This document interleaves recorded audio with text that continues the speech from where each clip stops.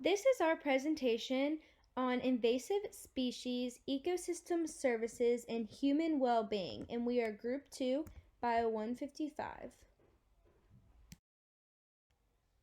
What are invasive alien species, or IAS? An invasive species is an introduced organism that becomes overpopulated and harms its new environment. Although most introduced species are natural or beneficial with respect to other species, invasive species adversely affect habitats, bioregions, causing ecological, environmental, and/or economic damage. Invasive species are primarily spread by human activities, often unintentionally. People and the goods we use travel around the world very quickly. With this, they often carry invited species with them. There are 4 ways that they can spread: intentional release of species outside of their native range or in illegal stalking, release of pet species that become invasive in a new environment, live bait releases, an aquarium trade, and illegal release of aquatic animals. And how many are there in the United States? In the United States, there are more than 6,500 species.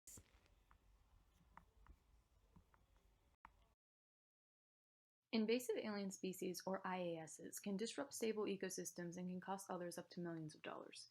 These species can be a result of disease regulation, landscape alterations, flood mitigation, medical treatments, crop loss, and more. It is estimated that the total cost for invasive alien species in the United States is somewhere around $128 to $131 billion. However, this estimate is not entirely accurate because many of the damages that occur in ecosystems are too complicated to convert into a monetary value. One example of an IAS is the yellow star thistle, which costs California $7.65 million annually in lost livestock supply and up to $9.45 million for ranchers trying to control the problem. This plant is invasive because it is inedible for cows and decreases livestock populations. It also decreases the moisture levels in soil, which can cost up to $16 to $75 million a year in lost water value. Another example of an IAS is the zebra mussel, which can disrupt water flow in and out of lakes and can cost millions in pipe damages. Invasive alien species can also negatively hurt tourism rates. For example, southern states have to pay up to billions of dollars in medical treatments for stings from fire ants and crop damages. If fire ants were to be introduced to Hawaii, it could lead to a $134 million loss for the state as a result of lost tourism opportunities, medical care fees, and consequences on agriculture. All invasive species are non-native to their environment, and even though there can be benefits, they in most cases do not surpass the negative impacts. With that being said, for provision, cultural, and regulating services, there can be some benefits provided by these invasive species. Um, so for provision, this is when products are obtained from the ecosystems like food and water.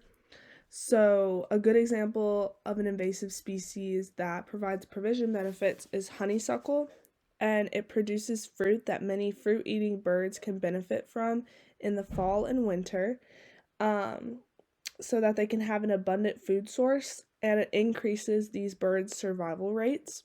So that would be an example of provision. And then cultural services is the type of service that when people benefit from invasive species in a non-material way. So this would be when, like, for religious, for cultural, for spiritual purposes. So a good example of this would be Plantago major. And this plant has widely adopted religious and indigenous healing practices amongst native peoples. Another good example of cultural services are wild horses in like Western America, and how they hold like cultural significance for the wild, wild west, but they're actually invasive species. And then third is regulating service, which is the benefit provided by ecosystem processes that moderate natural phenomena. And an example would be the giant reed, which alters the hydrology of river water. Okay, so the first country that we talked about invasive plants is South Africa, and this is the woody plants. They have a good trade-off in areas like fiber, fuel, and fodder, which is food accommodations, but they ended up having a more negative impact on the lands and people of South Africa. The second place is the Great Lakes, and the invasive species is the zebra mussels. These were used as a source to clear water, but they eventually became invasive to the pipes of all of the city. And these mussels are mainly a negative impact on the environment. And then the third place is Hawaii, which their invasive species is the feral pig. The pigs were originally a positive aspect for religious values, meat products, and cultural values, but they eventually became an invasive species due to the fact that they were destroying crops. They mainly affected water purification, erosion control, disease regulation, and natural hazard regulation. One way to control the invasive species is by using pesticides and other chemicals, such as herbicides. Invasive species have a major impact on plant growth and can cost farmers thousands, if not millions of dollars worth of lost crops. The species tend to consume the water supply and fertilizers meant to nourish crops. Pesticides are widely used in the farming industry and is one of those common ways for pest control. Other mechanisms used for this prevention is prescribed burning, biological manipulation, and cultural manipulation. These techniques can cause more harm to plant life and ecosystems than pesticides, which is why they are less commonly used for farming. Some mechanisms that you can do to prevent the spread are mechanical and physical mechanisms, like digging and pulling invasive plants. You can also contribute by limiting replanting foreign plants and limiting the introduction of foreign insects and plants to a different ecosystem. Even though pesticides are a very common and effective mechanism to control the spread of invasive species, there are some cons to this technique.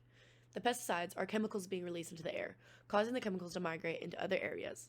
In some cases, they can contaminate water and other plants surrounding the crops. The chemicals can also affect the crop's growth.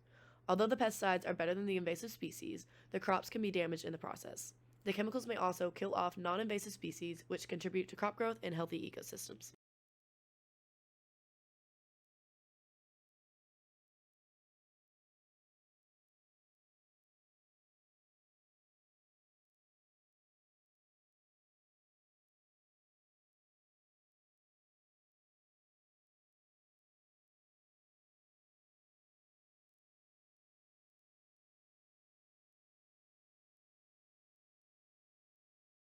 Invasive alien species are those organisms introduced to a new environment which have a deleterious effect on their new ecosystem. The negative impacts they have can cause billions in damages and an incurred costs of control. But their effects, both positive and negative, are so wide-ranging that an accurate estimate of their net benefit or harm is difficult to make. A new species may decrease an existing resource by using up water resources or destroying